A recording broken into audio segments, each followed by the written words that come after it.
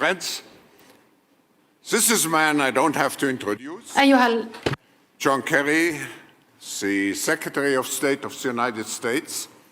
Nevertheless, let me add just a personal note. You have come here since 25 years, many times, every time with an important message.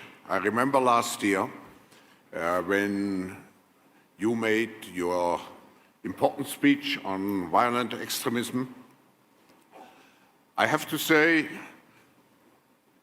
observing you, you are a man who has a holistic approach to foreign policies and who knows that foreign policy can only be successful if you handle the root causes. I also have to thank you because if we had again a very important Iranian delegation here, I think it was thanks to your tireless efforts which finally brought something which you presented to a conclusion, to a successful conclusion. So without further ado, Mr. Secretary, the floor is yours. Thank you.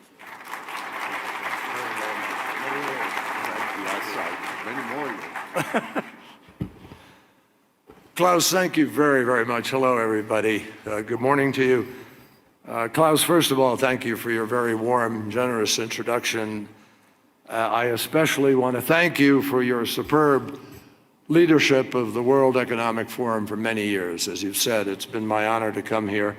This may have been the hardest trip of all. I was looking up at the mountain, fresh snow, and I saw those beautiful powder tracks carved up there, and I kid, none of them were done by me. I feel somewhat deprived. And a moment ago, I had the luxury in the room out there of meeting your panelists from the last session, those of you who are here for it. I was very gratified to meet the Grand Mufti and the Ayatollah. We had a great conversation for a few minutes, one that I want to follow up on. And I think that for sure, we need more and more conversations like that. More and more people need to see that the Sunni-Shia divide is being exploited and Islam itself is being hijacked. So a great privilege to talk with both of those courageous spokespeople for the true Islam and for reconciliation and peace. I want to tell you that it is genuinely good to be back in Davos. Been here a long time. I'll just share a really quick personal story. I came here, my dad was in the Foreign Service and he was serving in Berlin shortly after the war. And he was the legal advisor to the High Commissioner of Germany. And I was at school and he dragged me here at age 11 and took me up. I'd never been on skis and he took me up to do the Parsen on day one. And I want you to know I went down the entire mountain on my rear end. But it was a hell of a lot of fun. Folks, we have so much on our minds as we come here today. So I'm going to jump right in. I want to ask all of you to think back to the most indelible images of last year. The body of a tiny boy lying face down in the sand, masked figures wielding knives over kneeling prisoners in orange jumpsuits, a teenager clinging desperately to the outside of a packed bus, urban neighborhoods reduced by war to cinders and rubble, a Jordanian pilot burned alive in a cage. I can't think of a time in my life, and I grew up in the shadow of World War II, where I have seen so much atrocity live thrown at us so relentlessly.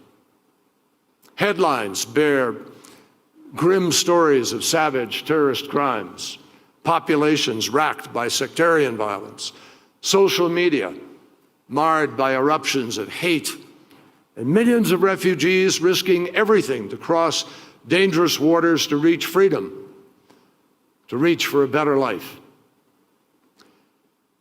Now, engaged as we are in some parts of the world in a daily struggle with terror and conflict, with people who want to blow themselves up, people who care not about life here today, but about something they've been told about the future, people who kill innocent people simply to destroy, shock.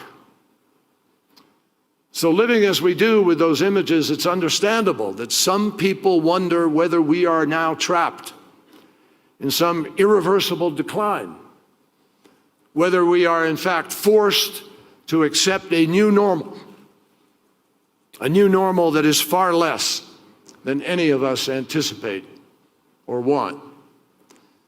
And certainly if this were true, let me tell you, the best intentioned efforts of any Secretary of State or Foreign Minister or President or Prime Minister would all be lost in vain. We could just spend our time rearranging the deck chairs all we want, and our global Titanic would still go down. But I do not believe that this is where we find ourselves. We are not living a new normal, and we don't have to. We are not the prisoners of a predetermined future. To me, the frustrations that we feel are definitely not the sign of a weakness. In fact, I believe that our commitment to address the challenges that we face is, in fact, the most reassuring strength. People don't fly to Davos to celebrate the status quo. None of you are here for that. You've come here to change the world for the better and to define the future. Now, obviously, that is not to say that we don't face real and immediate challenges. Of course we do. When has any generation not been tested? This moment is particularly defined by narrow tribalism, by aggressive nationalism, and even by medieval thinking that reminds us of a distant and bloody past. And we feel the anguish of the displaced and the international homeless. And from all of this and more, I believe that everyone here, and I've felt this just in the 2 days I've been here, the conversations I've had, that's what Davos provides, an opportunity to really put your fingers on the pulse of the world. And that pulse tells me that everyone here senses a call to action and, in fact, welcomes our shared duty to respond. But I don't believe that the road ahead should be defined by the Cassandras who see only turmoil and challenge. Frankly, they are missing much of the positive change occurring in the world. I know media automatically, because of the competition of the media and the 24/7 nature of the media, finds a self-selecting audience to a certain degree and does it by exploiting some of the worst of what we see. Good stories just don't sell as bad as the conflict. But the fact is, change is occurring in our world for the better. And it is occurring faster, moving faster than perhaps ever before.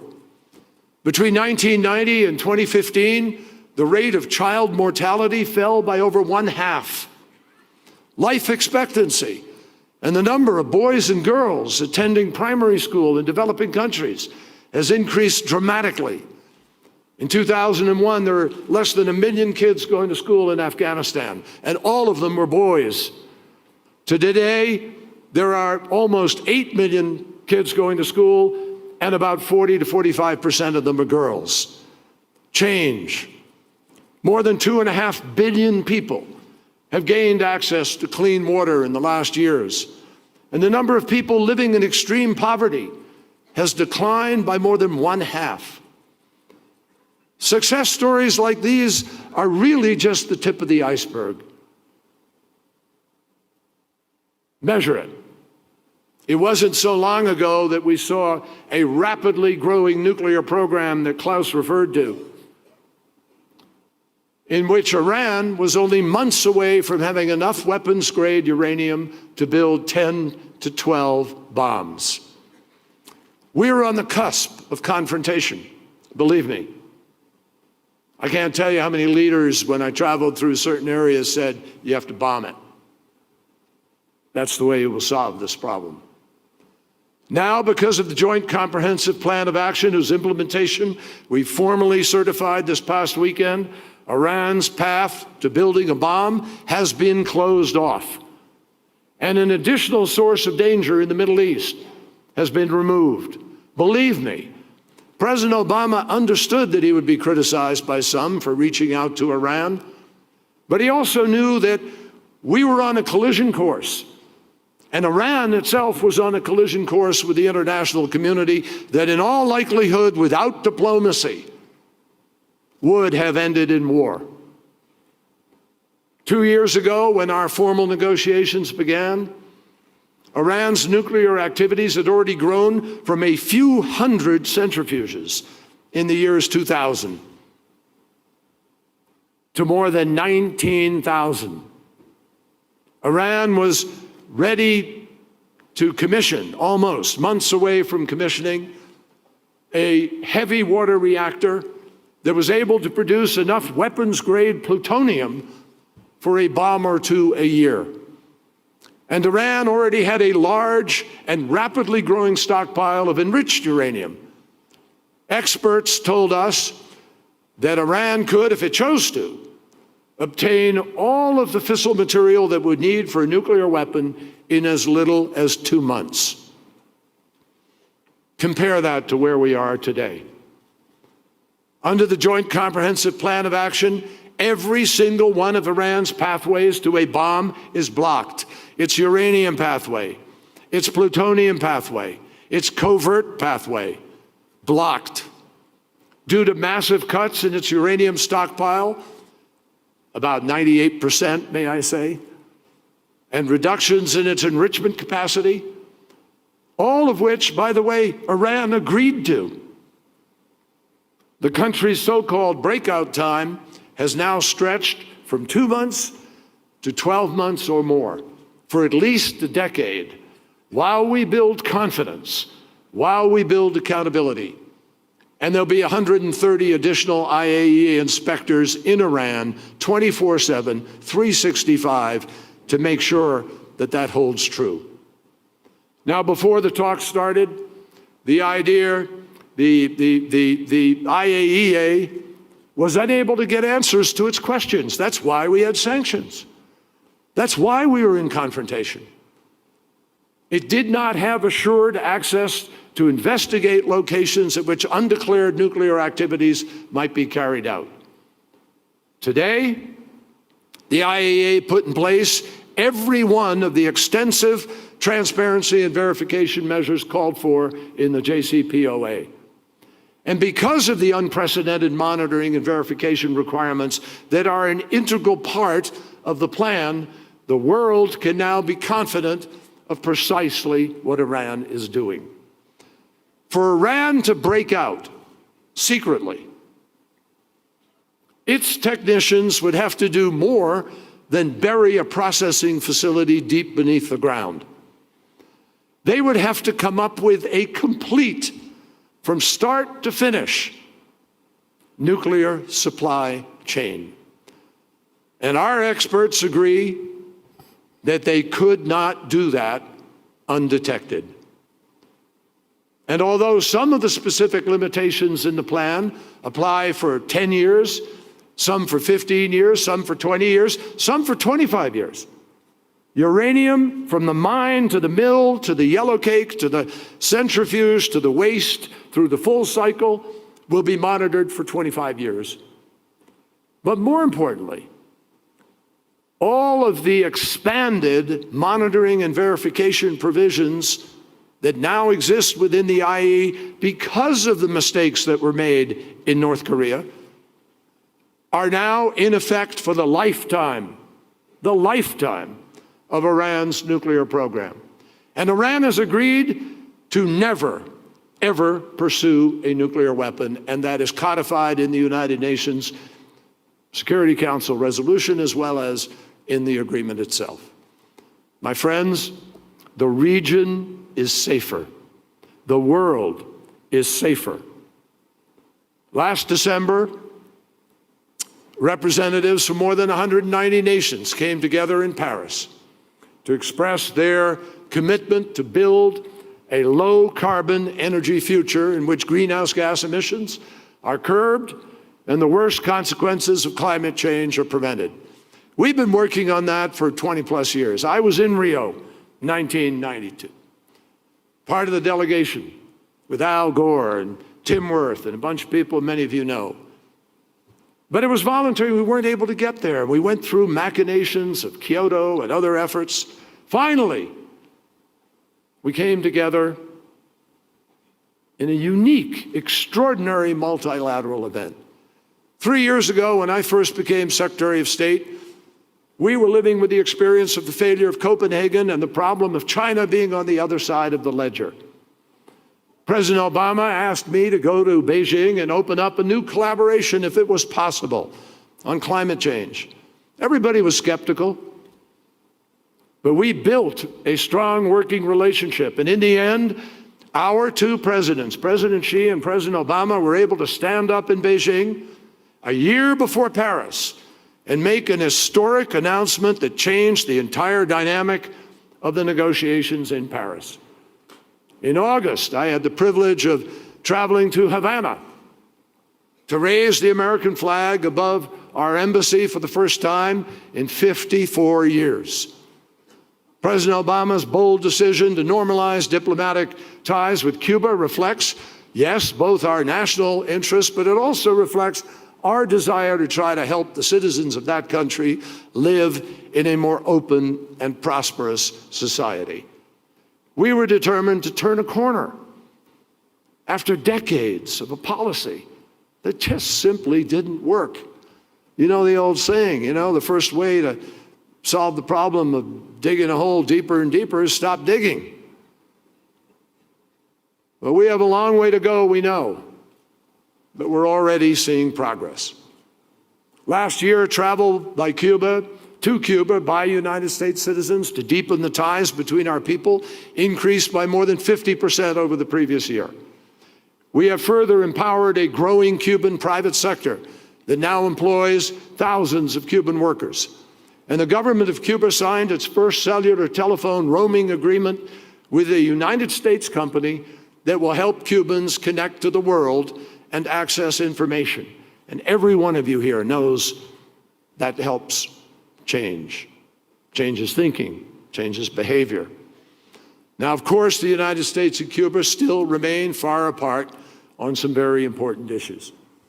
But we are much closer than we were in our ability to be able to address those differences in a systematic and mutually respectful way. I talked to my counterpart, Bruno Rodriguez, the other day. We will meet again shortly to talk about those other differences and to continue to try to march down this road.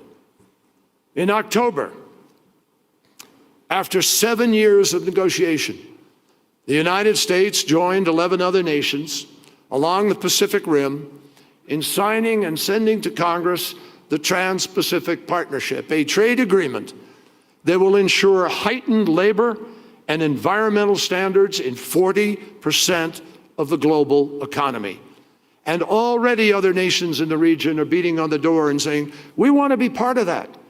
We want to be part of these higher standards, environmentally responsible, labor responsible business enterprises. At this time last year, I remember this because we talked about it here. Experts were predicting that the Ebola virus was going to kill 1 million people or more by Christmas of last year. Again, President Obama led an effort at the United Nations to bring people together.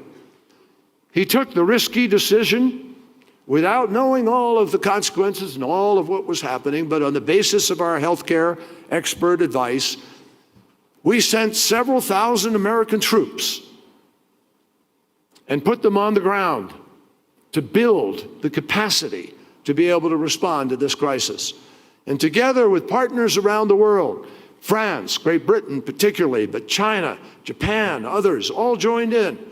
We built a broad coalition of actors to educate the public, isolate the stricken, and stop the spread of the virus, spelling the difference between life and death for hundreds of thousands of people.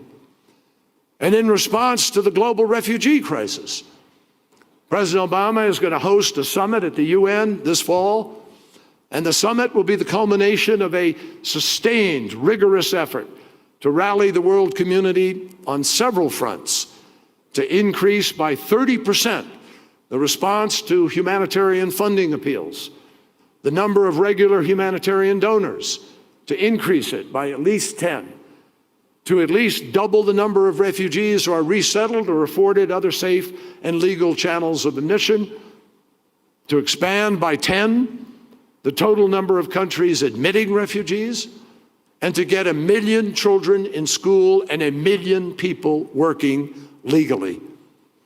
Now, the private sector, civil society, religious organizations will also be called on to help integrate refugees into host communities socially, academically, and through access to employment.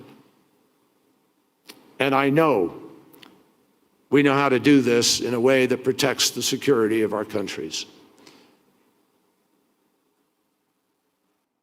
Across the globe, my friends, you don't hear about it every day.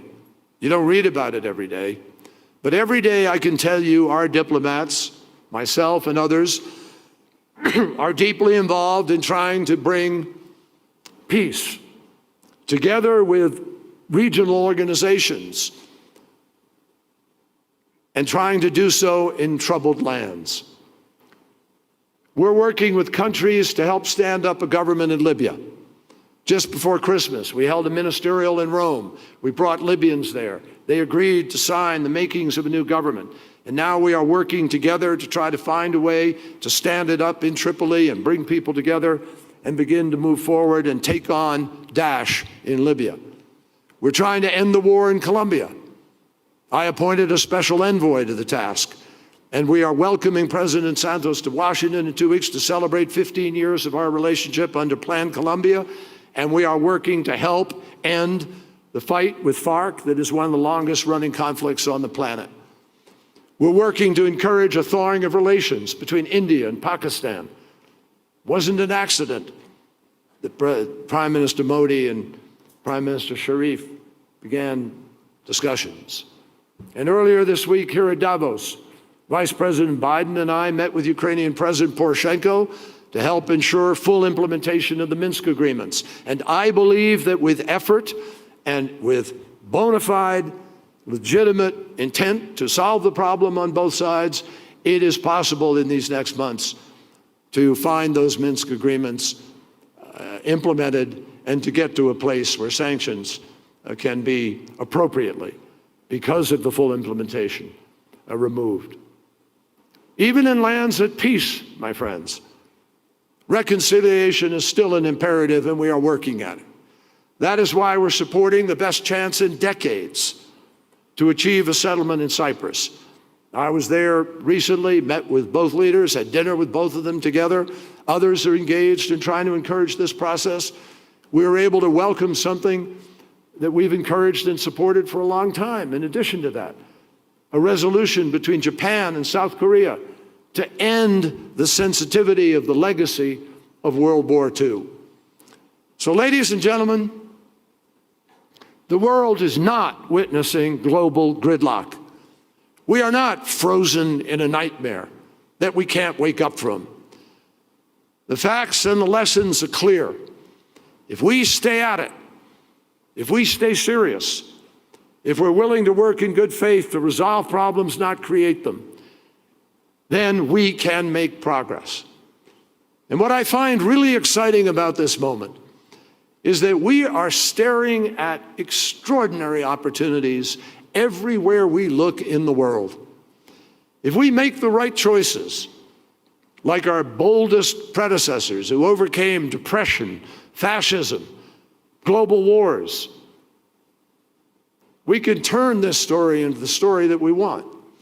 if we show that we have the same fierce determination to succeed. And succeeding will require that we tell the truth and take on and stand up to and try to resolve three interrelated challenges, not in order of priority, but first, the demand for good governance.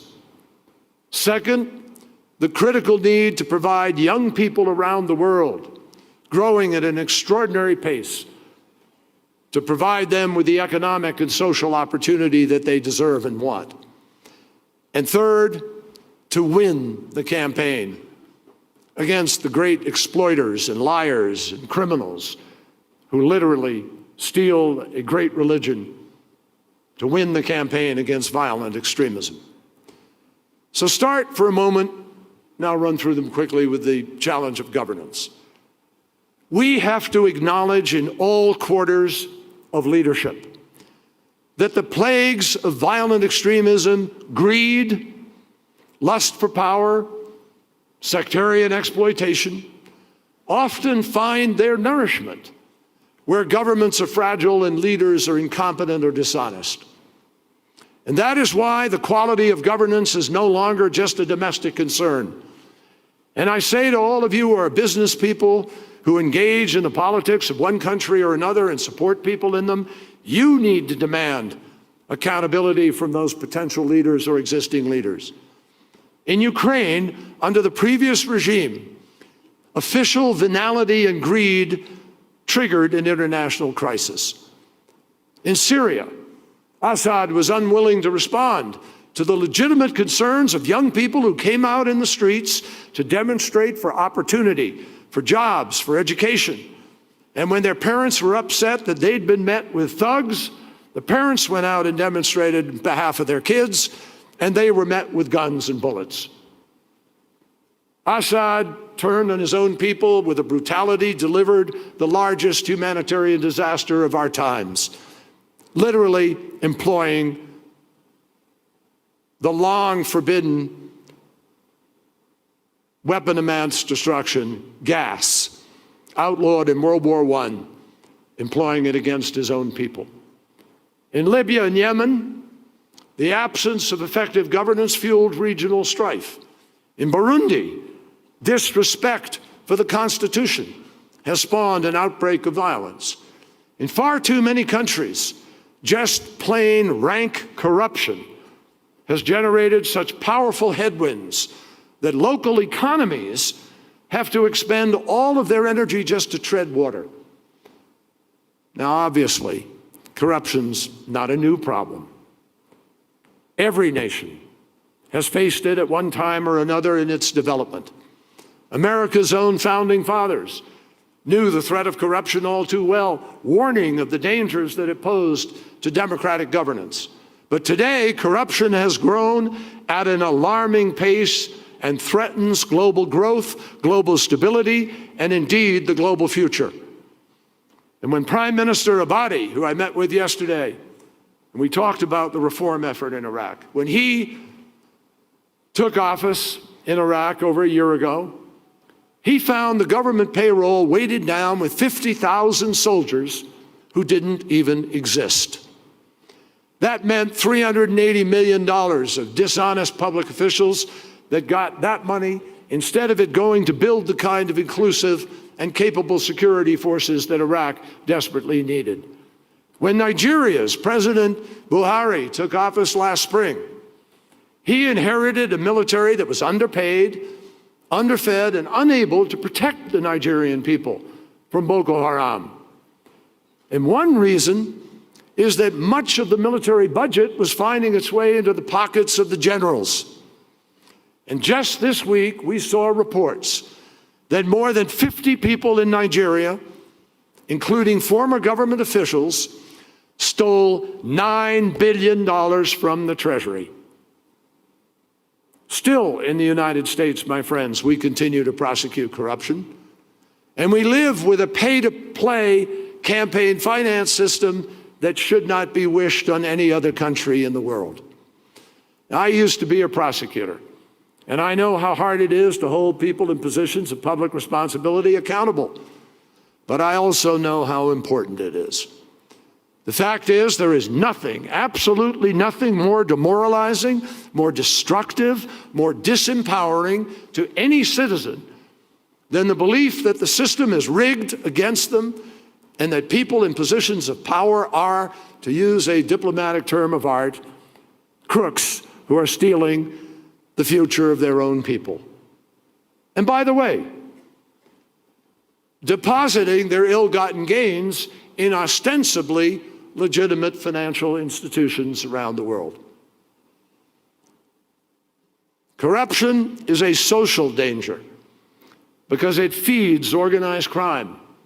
It destroys nation states. It imperils opportunities, particularly for women and girls. It facilitates environmental degradation, contributes to human trafficking, and undermines whole communities. It destroys the future. Corruption is a radicalizer because it destroys faith in legitimate authority. It opens up a vacuum which allows the predators to move in. And no one knows that better than the violent extremist groups who regularly use corruption as a recruitment tool. Corruption is an opportunity destroyer because it discourages honest and accountable investment. It makes businesses more expensive to operate. It drives up the cost of public services for local taxpayers, and it turns a nation's entire budget into a feeding trough for the privileged few. And that is why it is imperative that the business community of the world starts to demand a different standard of behavior, that we deepen the fight against corruption, making it a first-order national security priority. It's why we are now providing technical assistance to more than 25 countries to build online business registration sites, which helps to reduce red tape and opportunities for graft, for the bribery necessary to get the permit, to get the local zoning, to get the land, to get the go-ahead. It's why we're expanding our law enforcement programs that send judges overseas to share best practices. And it's why the U.S. Department of Justice has successfully returned $143 million since 2004 and is litigating now more than $1 billion worth of stolen assets. It's why we are working with businesses to spur reform and civil society groups whose investigative work on the ground is vital to strong law enforcement and justice. And it's why we are developing stronger intelligence on kleptocrats and their networks, on those who were using targeted economic sanctions and visa restrictions to deny bad actors the profits from graft. All told, corruption costs the global economy, global GDP, more than $1 trillion a year, and costs the global economy on an international basis about $2.6 trillion. Imagine the difference that would make to all those kids under the age of 30, 60% in some countries, yearning for jobs and opportunity, for electricity, for education. This corruption complicates, I assure you, every single security, diplomatic, and social priority of the government of the United States and other governments who are trying to help countries in the world. And this in and of itself creates tension, instability, and a perfect playing field for predators. It is simply stunning to me.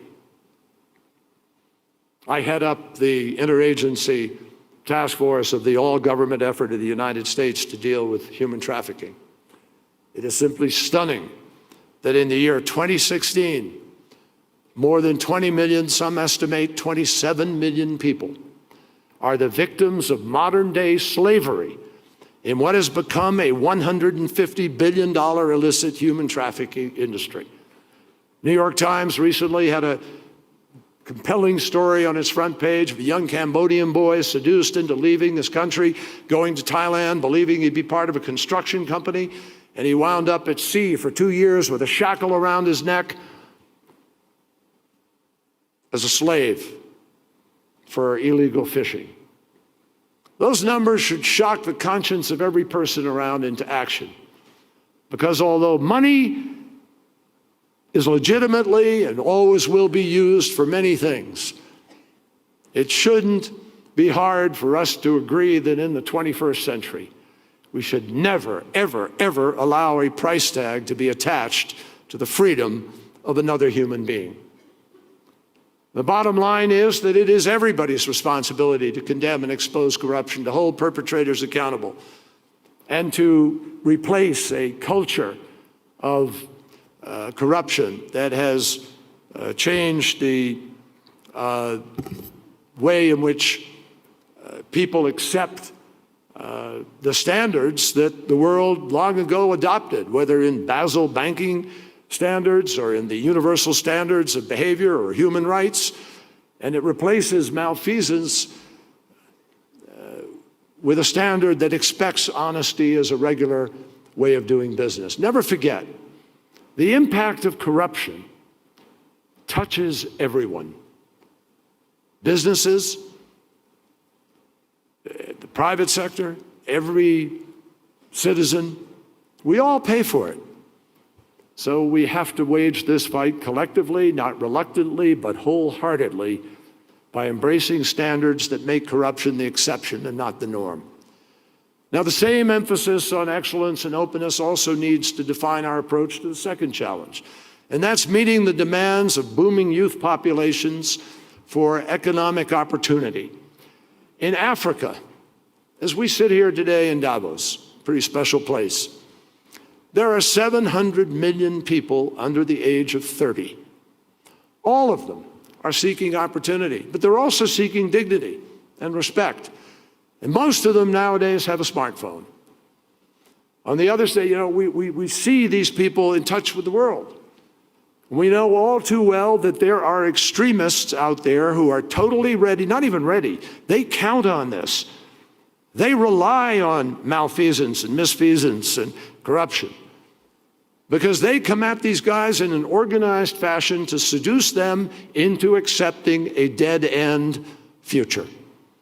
It's not just a lack of jobs and opportunity that gives an extremist the opening for recruitment.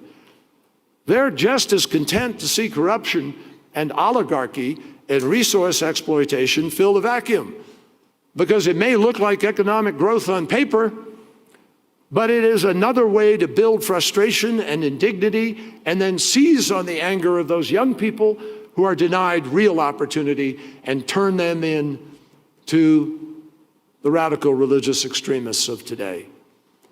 Here again, my friends, we cannot afford business as usual. We're not going to win the battle for the minds of those 700 million kids unless they can go to school. And millions of them need to go to school tomorrow, not 10 years from now. A kid 10 years old now is going to be 20 in 10 years. What are they going to do? Where will they be? These swing voters in the struggle against violent extremism, if they grow up without an education, if they grow up without values, if they grow up without opportunities for a better life, who knows? And that's another reason why the development goals that were passed at the United Nations last year are so important. They address all of this. It is the holistic approach that Klaus talked about in introducing me. Just go back 14 years to the first Arab Human Development Report. You remember it?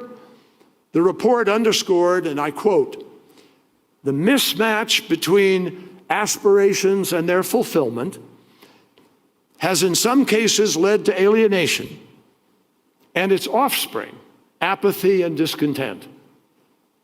That was written way before Syria, way before Tahrir Square, way before a Tunisian fruit vendor thought he had to go self-immolate himself to address his sense of alienation. And in one way, that report's analysis, I have to tell you, remains profoundly disturbing. Because if we subtract oil from the equation, we are left with countries that simply don't produce enough of what the rest of the world wants. They don't do what's necessary to encourage investment. They don't trade efficiently, even among themselves. And they aren't always making the wisest use of their capital, their human capital. Only about 1 woman in 4 participates in the economy, and youth unemployment is at 25%. This leaves millions of young people who, because of social media, are not only frustrated, but completely aware of what they don't have in a world where everyone is connected 24/7. So what happens to all their energy and ambition? Who are they going to listen to? What ideas will command their loyalty? Now, on the plus side, those same studies show the extraordinary potential of the region in sectors ranging from farming to professional services to alternative energy development to tourism. And that potential is not going to be realized by doing another study. It's going to be realized by taking action. Governments, the private sector, the international community, everybody's got to do more to proactively take advantage of the opportunities that do exist. And that imperative applies all around the world. Governments everywhere have to remove barriers to innovation. They have to make it easier to start a business. They have to be more open to foreign investment and focus like a laser on diversification, streamline bureaucracies, prevent military establishments from crowding out private enterprise, and above all, give women and girls an equal chance to compete in the classroom and in the workplace. This is the only way to provide for the needs of nation and of the modern world. Now, everyone knows that even as we build prosperity and improve governance and fight corruption, we also have a fundamental obligation to keep our people safe.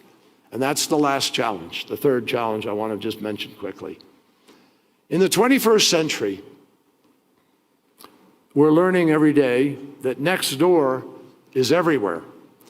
And there can be no limit to our vigilance, either in territory or in time. Last year in this forum, I suggested that the fight against violent extremism may well be the defining challenge for our generation. Nothing that has happened since has caused me to change my mind.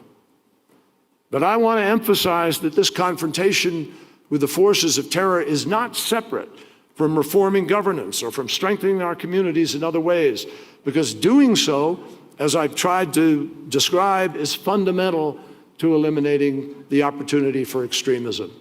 And as we take on this challenge, we have to avoid two dangers. The first is that we treat this violence as some sort of new normal, as I mentioned earlier, just a fact of modern life with which we're going to have to coexist. And the second is that we overreact and define our adversary so broadly that we invite remedies that backfire. Our efforts have to be properly directed at those who plan, finance, and carry out terrorist attacks, no less, but also no more. Because we recognize an important and an inescapable truth. The conflict is not between one civilization and another, which I sometimes read and you read. It's between civilization itself and barbarism. Every day begins, remarkable examples are brought to us of civility fighting back. Last month, an al-Shabaab gunman stopped a bus near the town of Al-Wak, Kenya, demanding that the passengers separate themselves according to religion. Instead, the Muslims shared their headscarves with the Christians to conceal their identity. And one Muslim passenger said simply, "We stuck together tightly. The militants told us they would shoot us, but we still refused and protected our brothers and sisters." Finally, the terrorists gave up and left. In June, a group affiliated with Daesh attacked one of the oldest Shiite mosques in Kuwait. 27 worshipers lost their lives. The attack's purpose was to sow hatred between Sunni and Shia Muslims. Instead, Kuwait's Sunni leaders urged their followers to pray at Shiite mosques. 35,000 people attended the funeral for the victims. The government vowed to rebuild the mosque, and a Sunni business leader stood up and offered to do the job for free. The truth is that for every act of terrorism, there are a multitude of efforts to promote interreligious respect and pluralism. In Kenya, an organization called Sisters Without Borders is striving to prevent radicalization of young people. In the Central African Republic and Nigeria, Christian and Muslim leaders have joined ranks to ease sectarian tensions. In Norway, more than 1,000 Muslims formed a human chain around a synagogue to condemn extremist threats against Jews. In London, Orthodox Jews formed street patrols to shield Muslim neighbors from hate crimes. In country after country, citizens of all backgrounds have responded to deadly attacks by showing that we will not be intimidated, we will not be split apart, and we will not be provoked into abandoning our values. Just last month, when the leader of Daesh asked Muslims everywhere to wise up and join the cause, Muslims responded on Twitter, "Sorry, but I'm watching Star Wars." And sorry, I'm too busy being part of a civilized and functioning society. Some terrorists say that the greatest advantage they have, or some people say of the terrorists that the greatest advantage they have is that they have the dedication of fighters who are willing to blow themselves up. But the truth, our advantage is we would never ask anyone to blow themselves up. The terrorists drive people apart. We want people and nations to come together, and they are. Governments from Niger and Chad are helping Nigeria to fight Boko Haram. The African Union is coordinating with Somalia to oppose al-Shabaab. And the International Coalition to counter Daesh now has 65 members and is making steady gains. And that coalition is something that the world has never seen before. Its members are drawn from every corner of the globe. They're engaged along multiple lines of effort. Some are training or equipping Iraqi armed forces. Some are blocking Daesh's money. Some are countering the terrorist propaganda. All are trying to stop the recruitment of foreign fighters. And much of the leadership within the coalition has come from Arab states, because no one knows better than they how high the stakes are and how to best win the battle of public opinion. I'll just tell you quickly that since coming together 16 months ago, the coalition has launched almost 10,000 airstrikes. We've shown how effective the combination of coalition air support and ground action by local partners can be. We are eliminating terrorist leaders. We're hammering their oil wells, cash collection centers, refineries. We are closing in on the full control of the Turkey-Syria border. We have seized major portions of the strategic highway between Daesh's two remaining strongholds, Mosul and Raqqa. Daesh has already had to slash the salaries they pay their fighters by 50%, and that was one of the great recruitment tools. And we have pushed the enemy already out of 30 to 40% of the territory that it once controlled. Now, yes, the struggle is far from over, but we are headed in the right direction. Look at Tikrit, Iraq's Sunni heartland. A year ago, the city was being pillaged by Daesh. Everybody left.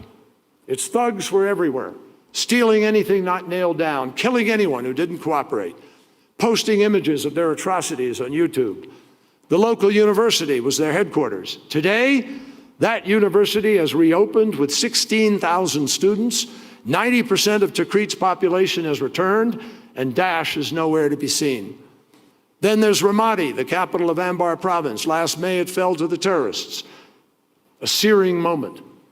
Iraq's prime minister immediately vowed to put together a plan to retake it, and now, after months of training, clearing away explosives, fending off snipers, and sustaining more than 1,000 of Iraq's forces as casualties, they have reclaimed the heart of the city, and Iraqi security forces, with our support, are on the march to retake all of Anbar province. Each day, we're learning more about what works, and each day, we are intensifying the pressure on Daesh. Now, we've known from the moment that we started that this international coalition's success was going to take years. I said that here a year ago. I said it when we formed the coalition. So we have been consistent, but now we are consistently achieving our goals and making progress. In the end, mark my words, Daesh will be defeated.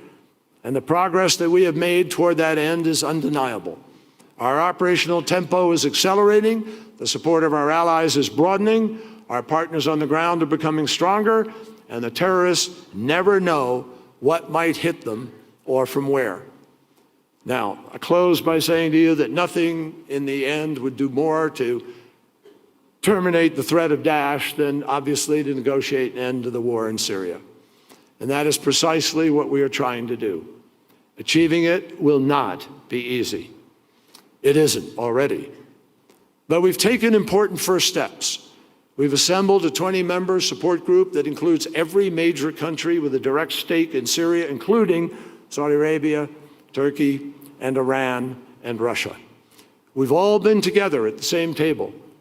Second, we've agreed on a list of principles endorsed by the UN Security Council, pointing the way toward the kind of stable, sovereign, inclusive, and non-sectarian Syria that we all seek. And third, we've set in motion a plan for direct negotiations between the government and the opposition, soon hopefully to begin in Geneva, to try to find the political settlement that everybody says is the only way ultimately to end the war. We're trying to find a political transition and internationally supervised elections, and we have agreed on a timetable for taking these steps so the process is not allowed to drag on endlessly. That's the outline, and now it has to be implemented. Now, many obstacles remain, but there are also compelling reasons why this initiative is so important. Every country in the region opposes Daesh. And even governments that disagree with each other on other issues acknowledge that the war has to end and a diplomatic solution has to be found. No one has more incentive to do that than the Syrians themselves to try to write a new chapter in their history. As usual, as we gather here in Davos in 2016, it's obvious from my comments and your own discussions and everything we know about the world today, we face gigantic challenges. But please, we should remember that compared to any earlier generation, we have tremendous advantages. A child today is more likely than ever before in history to be born healthy, more likely to be adequately fed, more likely to get the necessary vaccinations, more likely to attend school, and more likely to actually live a long life. Individuals and companies around the world thrive on new technologies that have made possible incredible breakthroughs in communications, education, healthcare, and economic growth. And Klaus has designated the work of these days in Davos to figure out how to harness the fourth iteration of the technology revolution.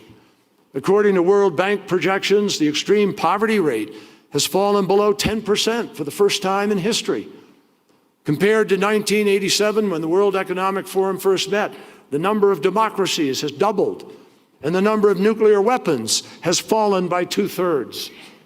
All of this isn't because any one country did something, or because what governments alone have done. It's what happens when people, writ broadly, in faith-based groups, NGOs, governments, private sector, business, all come together valuing skills and valuing dignity, respect the rights of each other, and when they believe in the possibilities of progress, no matter how many setbacks are confronted along the way. That is really not a very complicated formula, folks. But it does give me a powerful sense of confidence about what we can achieve. By encouraging innovation, we can count on the individual ingenuity of people in our universities and laboratories, and yes, in basements and garages, to generate new ideas that will enable us to push back the boundaries of what is possible in energy, education, food security, health. And through a process of open discussion like we engage in here, we will continue to identify ways to improve governance, to foster shared prosperity, to create societies whose leaders are accountable and whose citizens have the privilege of thriving under rule of law. And by insisting on rights and dignity of every human being, we will ensure the defeat of Daesh and similar groups who have nothing to offer anybody except destruction and death. That is how we choose to have a world defined not by shutting off the world, not by segregating it by tribe, sect, religion, not by conflict, but by opportunity. And believe me, opportunity is something that the Daeshes and the Boko Harams and the Shababs can never offer. So our responsibility is clear: to build for ourselves a future where the most indelible images are not what I described in the beginning, but instead are not the products of violence, but are prosaic and profound in the simplicity that they present. A girl in a school where she never had been able to be. A workplace in high gear in a place where jobs never existed. A voter's ink-stained finger where they never before had had the privilege of choosing anybody to lead them. A head bowed in prayer with a sense of security and safety. And a tiny boy with a plastic shovel in his hand playing on a beach. This is the shared mission of our generation. Less to make history than to calm history. To create the largest possible oasis of time about which no future war movies will be made, no epic battle diaries kept, no genocide memorials needed, a time of quiet building and the peaceful pursuit of a rewarding life. That is a task in which we can all have a stake and in which we actually can all play a role. And I hope it will inspire all of us to take more steps, hopefully giant steps, to define a future of decency and peace. Thank you.